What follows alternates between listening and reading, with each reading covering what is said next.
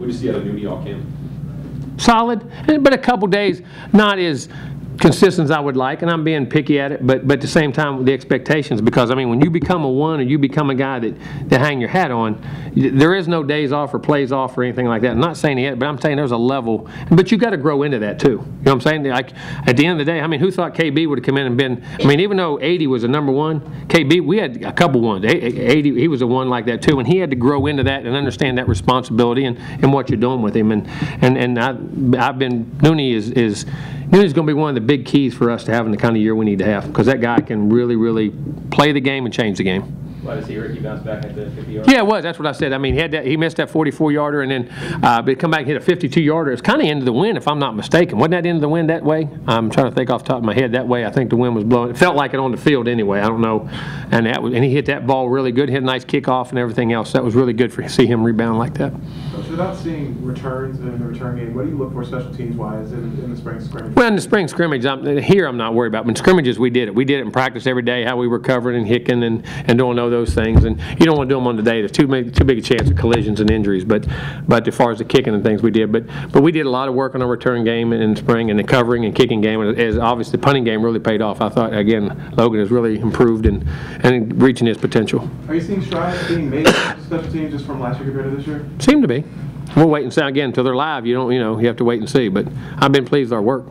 Jimbo, DeAndre really picked it up in the second quarter there, and you got him some throws at the end there. Would you like to see a little bit more consistency from him? At times, but again, what's around him, man? You got to remember right now, you ain't running with your normal guys out there running routes, and even a couple, like I said, even though I don't know what that route was. I mean, I know what the route was, but I ain't never seen it ran like that. And that's no, and again, and Devontae had a good day. I mean, there's nothing against that, but till you get that continuity out there. He had a throw. I think the first throw of the game he could have made was a hair off. There was one to Devontae later.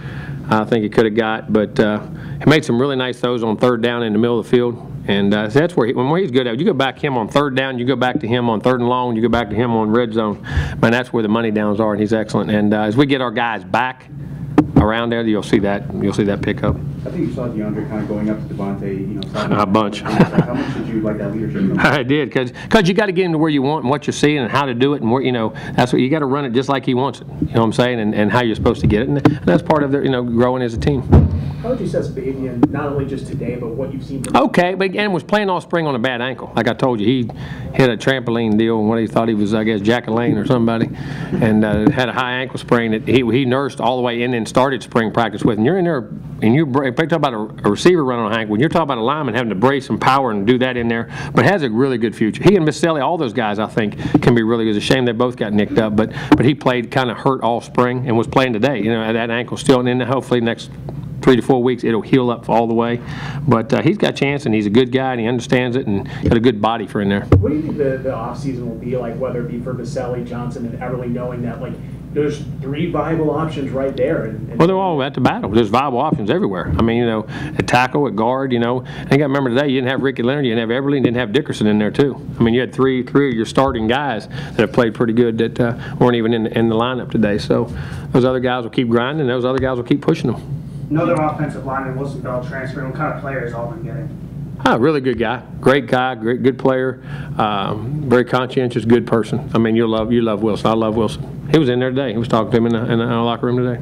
Jimbo, on the leadership, you said you wanted this whole spring kind of somebody to step up. Yeah, I saw it today. I mean, like you talking about, you saw 12 going to him. You saw 3 communicating. You saw the linebackers. You saw some of the front guys starting to communicate. It really started picking up.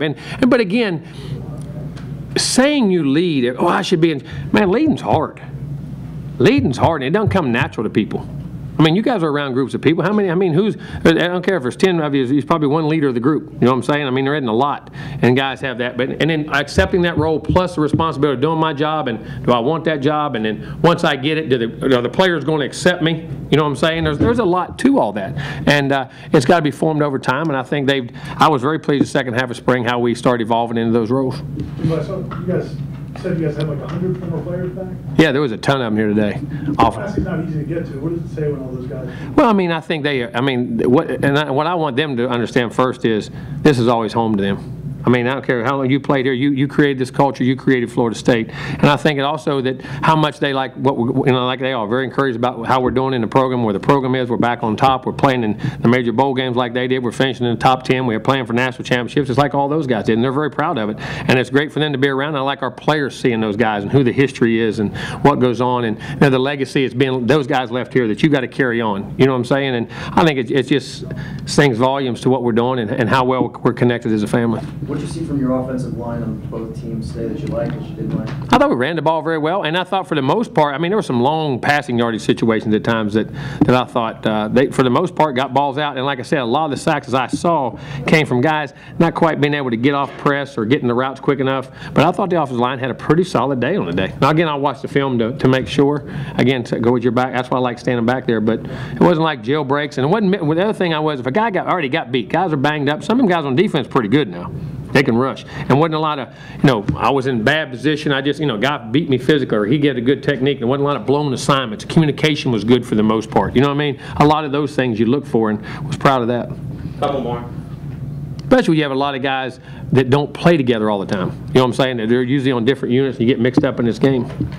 We didn't get a chance to hear it, but some people were saying over social that it seemed like the conversation between you and Rex Ryan was kind of interesting. A, what was that like, and B, what's kind of the... I love Rex.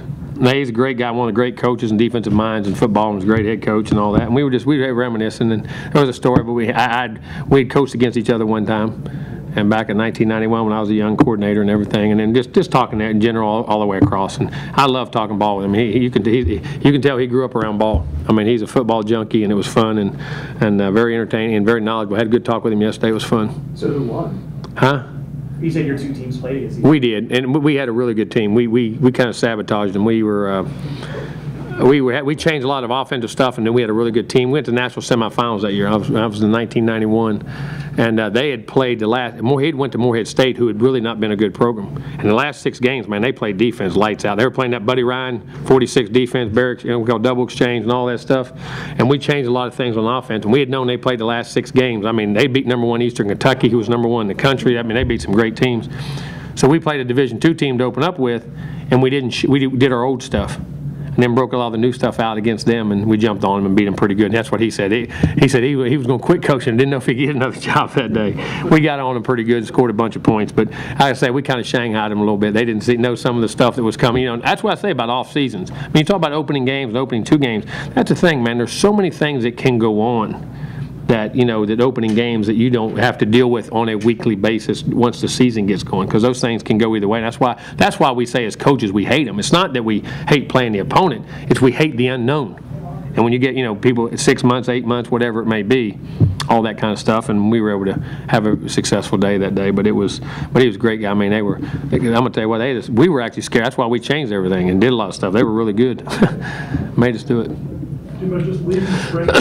Excuse me? Seems like you feel good about this spring. I do feel good about this spring. I mean, I know it's going to be, I wanted it to be tough. I wanted it to be physical. I wanted it to be demanding because, man, it's hard in fall practice, you can do it some, but, man, it's hard to be physical all the time with the injuries and things that go on. But there's a time in football that, man, you want guys to practice, but somehow you got to line up and butt somebody in the mouth. You got to learn to take bone blocks. You got to learn to play banged up. You got to learn to play injured. That's what what's funny last night as I was talking about it, all the ex-players up there last night. And I remember Eric Cage was standing there, and Odell, and we had, I can't remember who all was there. A bunch of defensive guys, and Mickey was standing there, and they were talking about all that. Mickey, I didn't do that. Yes, you did. Yes, you did. You did kick me in the tail, or you did. And talking about how hard practice was, and how demanding, and how physical that their practices were, and guys got hurt and banged up, and laughing about Coach Bowden starting practice over an hour into it. Now they stopped, which we did that this year. Then we had to cut the practice. See, back in them days, they'd go do the whole thing. We got that 4-hour rule. We started over, but then we have to cut other things out. So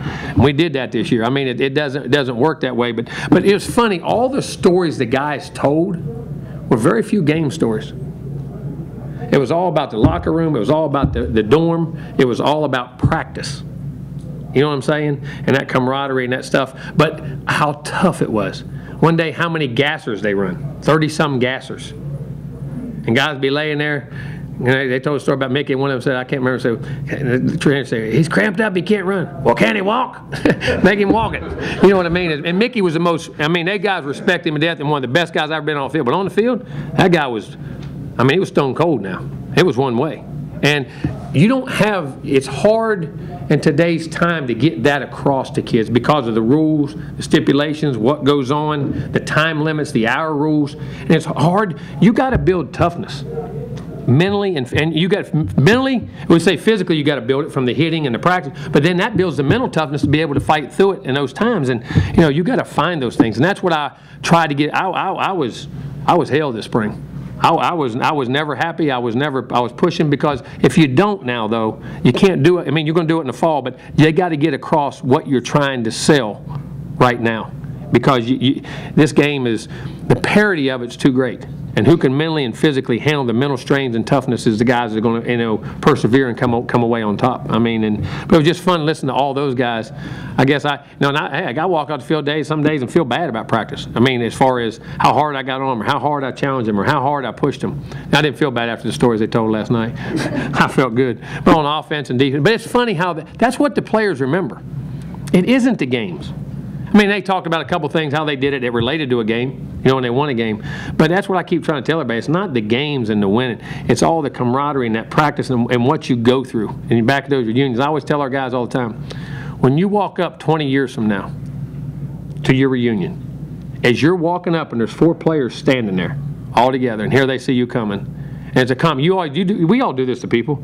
Here comes Joe. Man, he was a goofball, or man, that was one tough son of a gun, or that. I said, when you walk up, what are they going to say about you? I said, when you get the respect of that, that's what this is all about. It ain't about winning the game. It ain't about being an All-American. It ain't about playing in the NFL. What are your teammates going to say about you? And you learn that out there on the practice field. And then I thought we had a good, and not getting on that, I thought from that standpoint, we grew in that area. From the leadership part, I saw grow, the physicality, which I saw the good. You know, I was happy today. Derwin made that big hit back there on that that seam route. It was a perfect throw. Guy should have caught it, had it caught, and he made the hit. He made a big hit. But you know what? Didn't get a targeting. He hit in the strike zone, doing it the right way, doing the right things. I thought we made a lot of strides in a lot of areas that way. And again, we're far from a finished product. We got a lot of things to do, but there's a lot to work with there, and the attitude is coming in the right direction. So I really am. I am pleased where we're at. Again, I know we got a lot of things to do, but I like the group we got.